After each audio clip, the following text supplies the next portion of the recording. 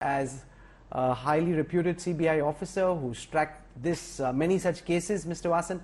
What's your sense of the CBI's key priorities when all these high-profile teams from the CBI enter a case which is being tracked as widely nationally as the SSR case, and they come in at a time when so many weeks have passed?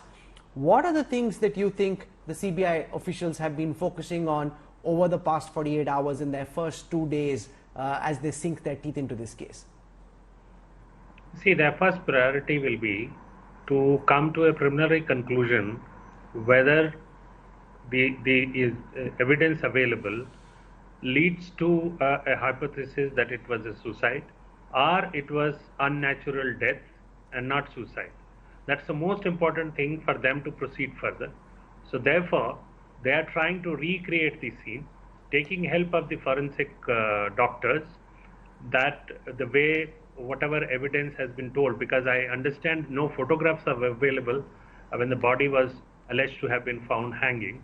So they have a challenge there. So they need to check with the people who were present in the house and who were the first people who went into the room and saw him hanging, if it is correctly being narrated by those people.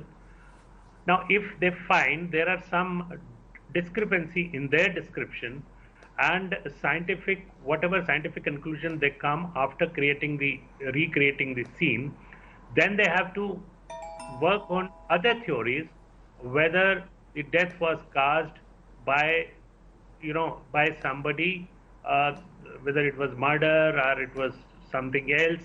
So they will have to look for those cases. So they need to examine witnesses. They need to examine the doctors who conducted postmortem, because those are people who would have they would have come to some initial conclusion, if not the final, because many a times in such cases, the final conclusion is drawn only after Vishwa report is available and some other detailed analysis is done. So try and explain to our viewers, Mr. Vasan, when you go into a case like this, what are the different kinds of forensic experts who will be trying to help recreate the scene of the crime? What's the role that each one would be playing in trying to determine what could have happened? And how will they potentially come to the conclusion of whether he committed suicide himself, as has been said so far, or whether somebody murdered him? You see, as you are aware, and your viewers will be aware, that CBI has already formed a team of 4 doctors being led by the forensic professor from All India Institute of Medical Sciences. Now, these professors and doctors from All India Institute of Medical Sciences are from some other institute, are supported by forensic scientists who will involve some technicians, some helpers, people who create a dummy body of the same height, same weight, and who will try and help these doctors to recreate the scene. And after that, the postmortem report, which is now available from Cooper Hospital, that report will be analyzed by these doctors, and they will prepare a questionnaire to be asked to the doctors who actually conducted the postmortem. If there is something missing, they will put question to them that why they have not recorded their findings on particular aspects of during the postmortem. Now, as it's being told that the time of death has not been mentioned, of course, time of death in many cases cannot be mentioned, but approximately they will mention that it could have happened 4 hours before or 8 hours before or between 8 to 12 hours before.